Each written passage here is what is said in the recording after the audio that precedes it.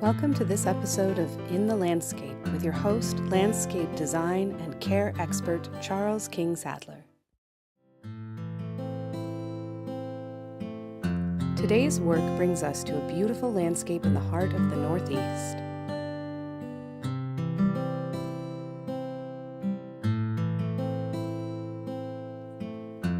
This stunningly designed landscape finds itself in need of significant renovation pruning in order to restore the boxwood to their original glory. Careful hand pruning prevents the torn edges so often seen after electric clipping. Thinning and shaping the boxwood by hand allows for an artistic and naturalistic result that is healthy and sustainable for the boxwood.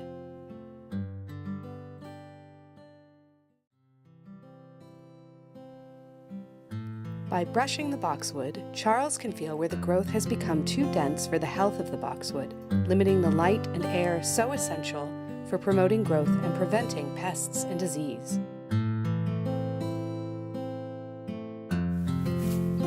Unfortunately, boxwood are prone to disease, so it's absolutely essential to sanitize tools when you move from plant to plant.